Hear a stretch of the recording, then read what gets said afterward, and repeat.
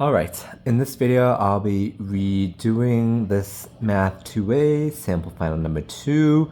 I'm just going to break it up into two separate parts instead of one big video like it was before when I posted this first. So let's begin. This guy is 10 problems. I'm probably going to do 5 in this video and then 5 in another, okay? Let's begin. By the way, I'm going to reference it off a solution that I found, a key that I found. I'm pretty sure it's correct, but not going to guarantee it, so do check my work, okay? Okay, we have this first one, limit as x goes to 1, 2 minus x over x minus 1 quantity squared, okay? How do we do this? Well, when we simply just eyeball and plug in, on the top we would get 2 minus 1, which is 1. On the bottom we would get 1 minus 1, which is 0. 0 squared is still 0. So it'll be 1 over 0, which is infinity, okay? Or negative infinity. We have to check that in a bit. But this one, this doesn't say that. You have to say it's positive or negative infinity. You could technically, because it's ambiguous, you could just say it does not exist because it's 1 over 0, okay? Doesn't exist. It doesn't approach some finite number.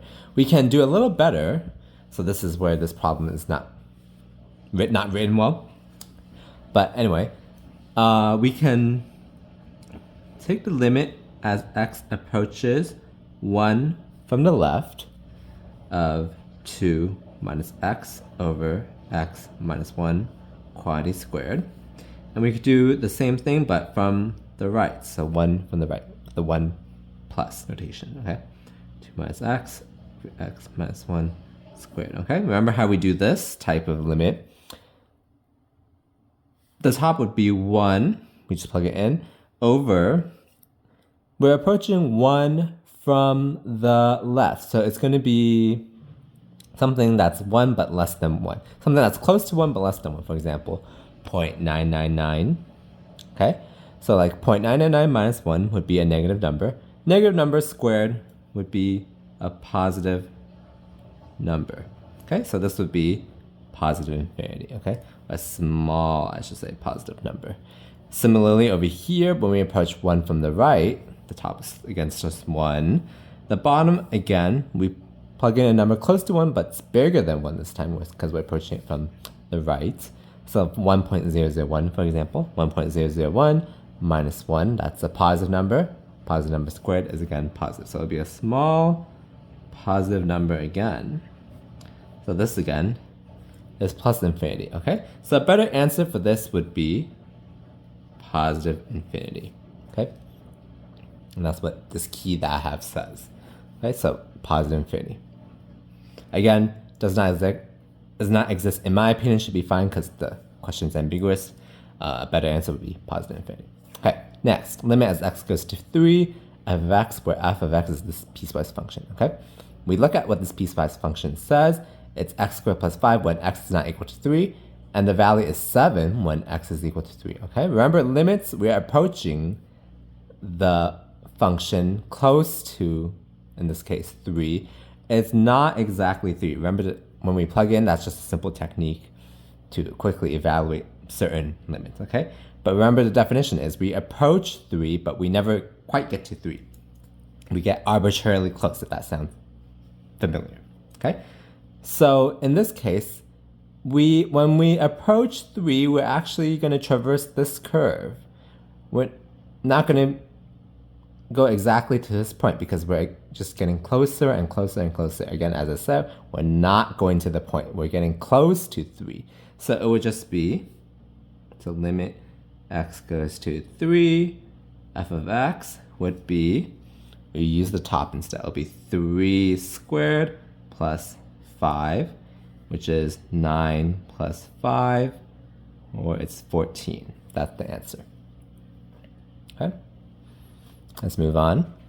We have this limit as x goes to 0, square root x plus 1 minus 1 over x. Remember the technique for these. 1 second. Okay. The technique for this is, well, by the way, this is on the final. You can use L'Hopital's rule if it's an indeterminate 0 over 0 or infinity. Let's check real quick. When x goes to 0, we get square root 1. We just plug in square root 1 minus 1. That's 0. 0 divided by 0. That's the indeterminate form. We could use L'Hopital's rule. The other technique, which I will do here, remember, before you learn L'Hopital's rule, we multiply by the conjugate, which is this. Okay, this is a conjugate. Why do we do that? Well, we can get rid of the square root. That's the main thing. Okay, the top would be x plus 1 minus 1 over the bottom would be, we can't really simplify the bottom, so we'll be left with all that still, okay? Now, we see that, well, this 1 minus 1 would be 0. And so we're left with x. So let me just write, let me go slower. X over x, square root x plus 1 plus 1. Okay? The 1 minus 1 is 0. Okay? These can cancel. Now we can evaluate the limit by plugging in. When x approaches 0, we just plug in 0. We would get 1 over square root 1 plus 1. That is just half. So that should be your answer. Okay. Let's move on. Limit as r goes to infinity, ln of square root r over r squared. When we plug in infinity, we get ln of infinity, which is infinity. On the top, on the bottom, infinity squared is infinity. So it'll be infinity over infinity. We can use L'Hopital's rule. Okay? So it'll be limit r goes to infinity. When we use L'Hopital's rule, we differentiate the top and also we differentiate the bottom. Differentiate the top, that'll be 1 over square root r times, we need to chain rule, so it'll be times 1 over 2 square root r. Okay? This is the derivative of the log. This is times derivative of the inside. The bottom would just be 2r. Derivative of r squared is 2r. Let's simplify. Okay.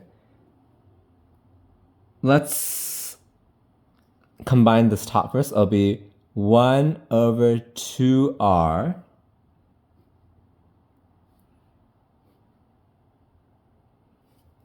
okay. Now we can rewrite this once more as limit as r goes to infinity. We simplify a little more. It'll be 1 over 4r squared. Okay, now we evaluate. This should go to 0. Okay. Last one on this page. Okay, this one, limit as x goes to negative infinity, square root x 7x squared plus 3x over 3x minus 5. Well, the way to eyeball this, if you remember, is this is just asking horizontal asymptote. As we go to negative infinity or positive infinity, what's the horizontal asymptote? Okay, so horizontal asymptote if it exists. So the way to eyeball it is because this is technically a polynomial, you just take the biggest term. That's as you get to infinity, this x squared. Let's look inside the radical. This x squared would be much more dominant than just the x. Infinity squared, you can think of it as like infinity squared is bigger than infinity. Though it's not necessarily true, but you can kind of think of it like that. As numbers get bigger, this x squared term would dominate. And similarly, on the bottom, this x would dominate this 5 as x gets bigger, or in this case, much as it gets bigger in the negative direction. Okay, so if you eyeball it, then these terms go away. The top would just be kind of square root x times square root of 7x squared. So then that would just be square root 7 times x. Okay, and then remember, since the degree of the top and the bottom are the same, we can take the leading coefficients. It'll be square root 7 over 3. We just have to figure out if it's plus or minus square root 7 over 3, okay? That's the way to eyeball it. The correct way to do this is, and actually this key had a kind of the eyeball way I just did, which I don't think would give you the points actually. So the correct way to do this is, well, the technique is we want to make everything in terms of divide by x or divide by x squared, something like that. Because as we go, x goes to infinity or negative infinity, something divided by x, divided by x squared or something like that would go to 0. So that's the technique.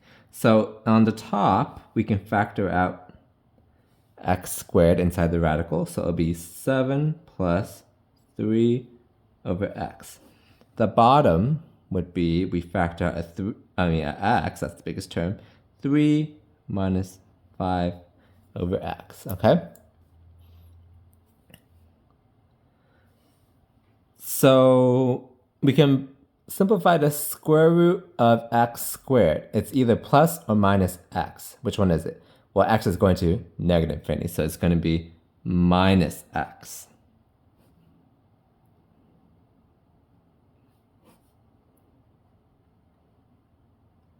Oh, no, I forgot my limit notation.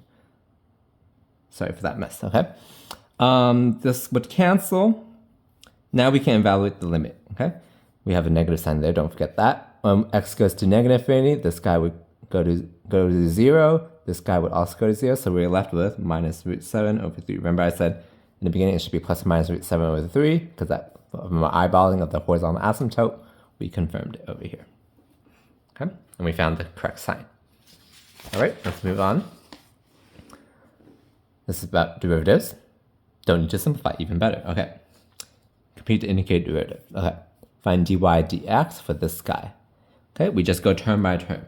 dy dx, derivative of 2x is just 2, derivative of 6 is 0, derivative of negative 4x squared would be, we use the power rule, be minus 8x, okay? This guy would be, this is the same thing as 5x to the minus 2, so it'll be minus 10x to the negative 3 power, derivative of ln x just 1 over x. Okay, that should be your answer. Let's move on. F prime of 4 for f of theta is 2 root theta plus 2 over root theta. So f prime theta would be, again, we just do power rule. 1 over 2 root theta is the derivative of square root theta. There's another 2 in front though, okay? Plus 2 times derivative of 1 over square root theta would be what? That's the same thing as theta to the negative half, so it'll be minus half theta to the minus 3 halves, okay? So this would simplify. Now, f prime of 4 would be what? Okay, let's just rewrite this real quick. It's 1 over root theta. Actually, this can also simplify. This half and this 2 would cancel. So we're left with minus 1 over root theta cubed. Okay. Same thing. So f prime of 4, we just plug in 4 when there's theta. So it'll be half minus that eighth. Yes, okay. So if you simplify, though you don't need to simplify, it should be 3/8.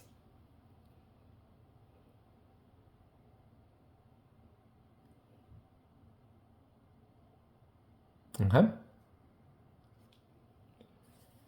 Y prime for y is 3t minus 1 over t squared plus t minus 2.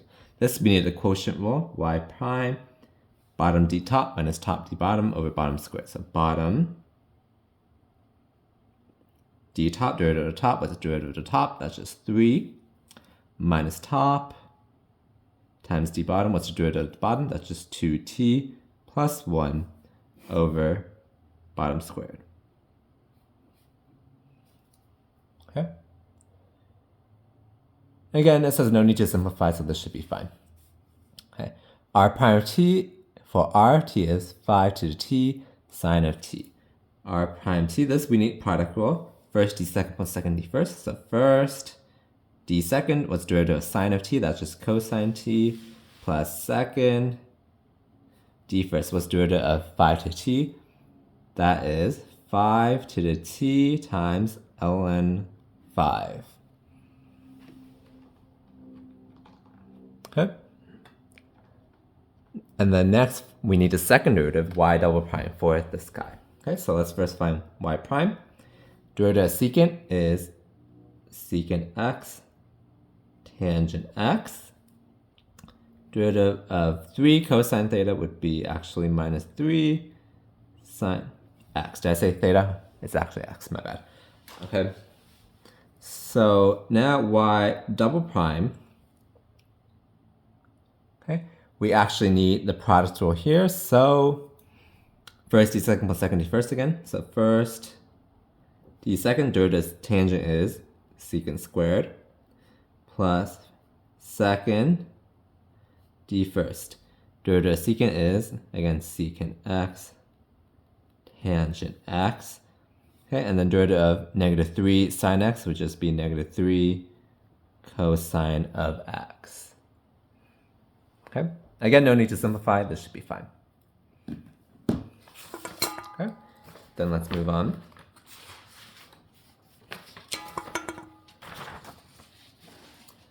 Compute the indicated derivative of each of the following. Okay. So how would we find the derivative of this guy? We need the chain rule. Okay, so y prime or dy dx, let's say dy dx. Okay, we first do we go outside in. So first do the power rule. 3/4 5x squared minus 2x to the minus 1/4 power. We're just doing the power rule.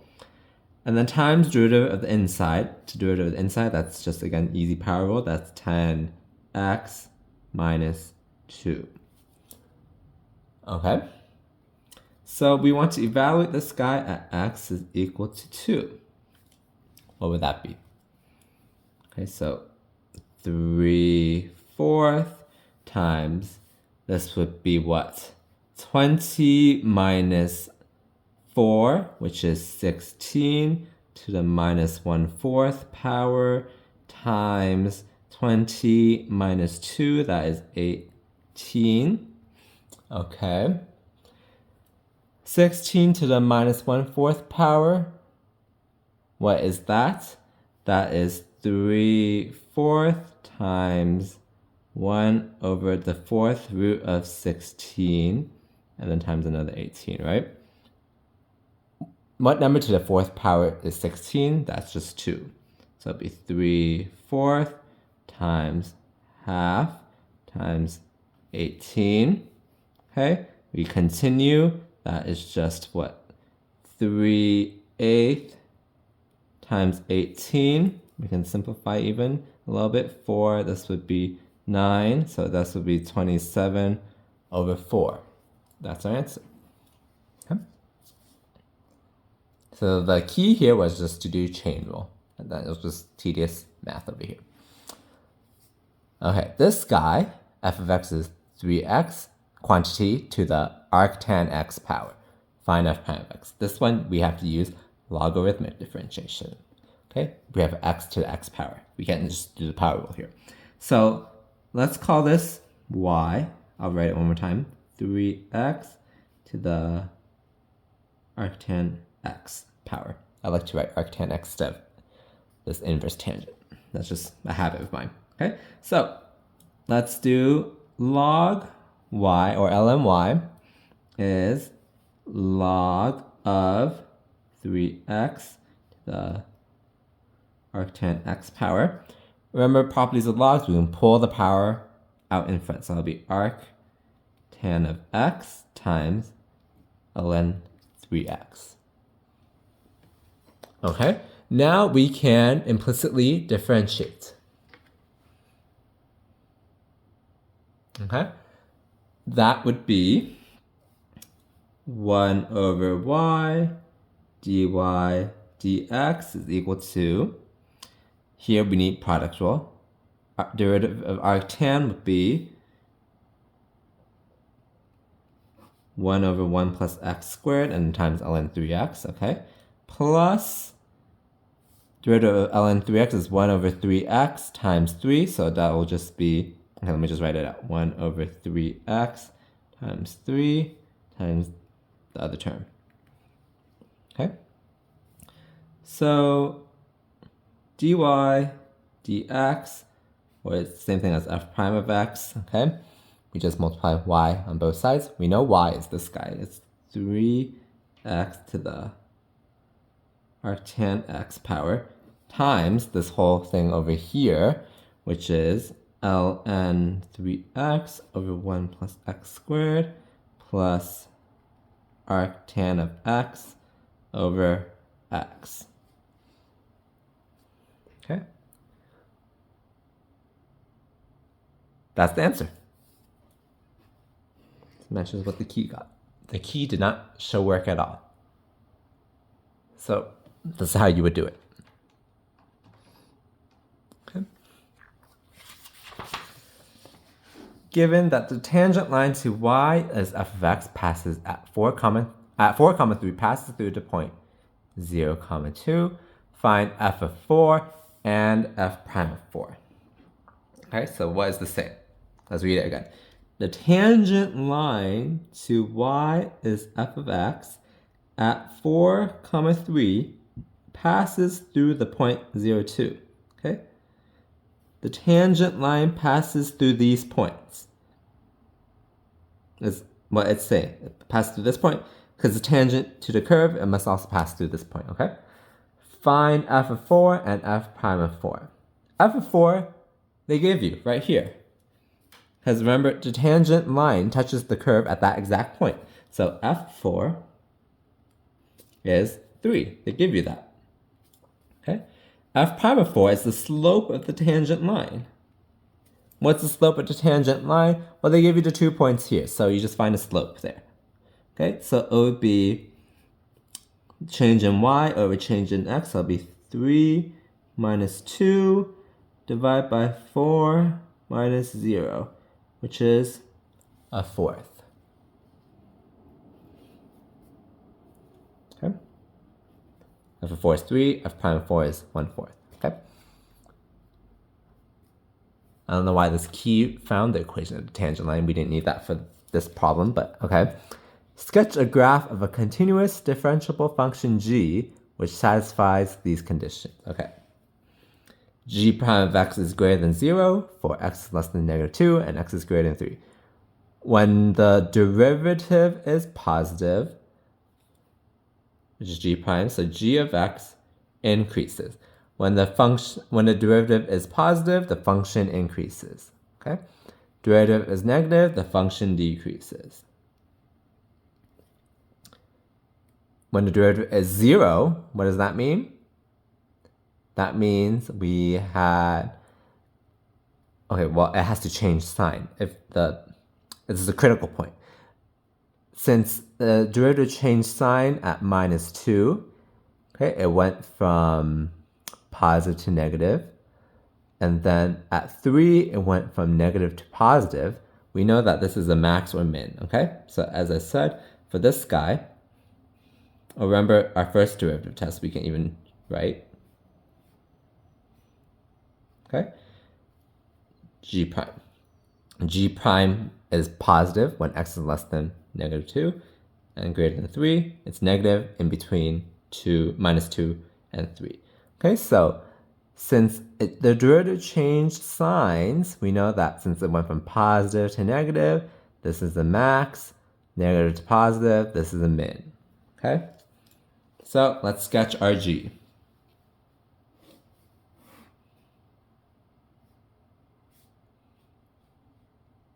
Okay? Okay, let me write at this one we said was a max. This guy is a min. Okay?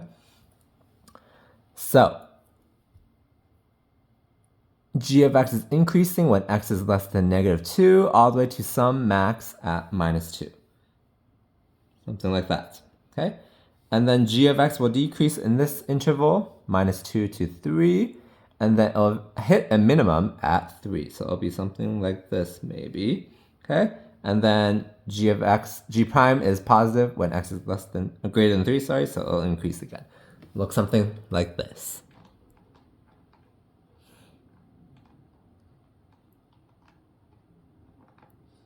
Okay. Very easy so far. Let's move on to number 5.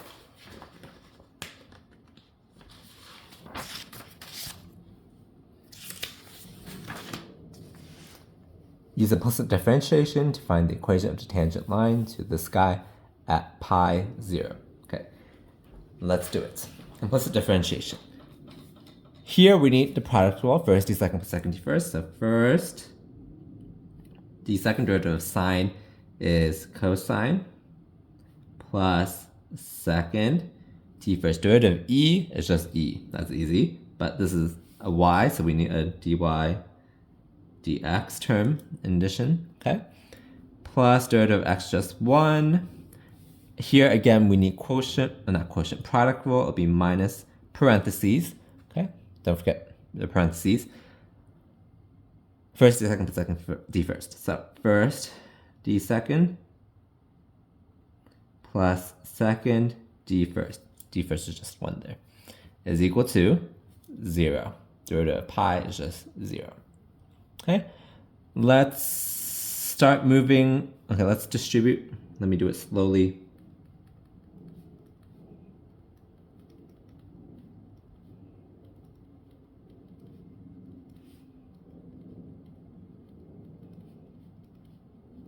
Okay, I just distribute this negative sign to these two terms. I opened brackets or parentheses. Okay, let's move all the terms without dy dx to the other side. So we are left with sine x e to the y dy dx minus x dy dx is equal to, we're going to move this term over, so it'll be minus e to the y cosine x. We're going to move this term over, minus 1. We're going to move this term over, plus y. Okay? We're going to factor out dy dx from both of these.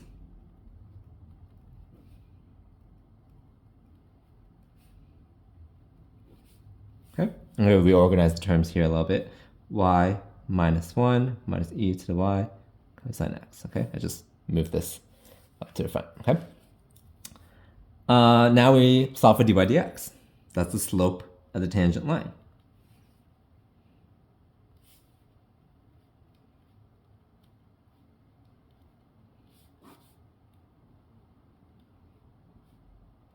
Okay. So we want dy dx evaluate at the point pi comma 0. Okay, so wherever there's an x, we put pi. Wherever there's a y, we put 0.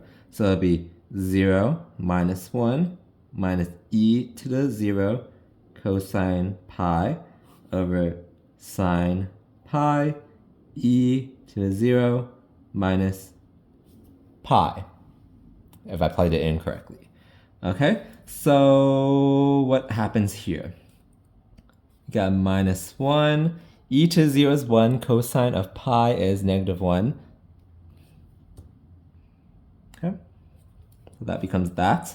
Over the bottom, it would be sine of pi is 0. 0 minus pi would be minus pi.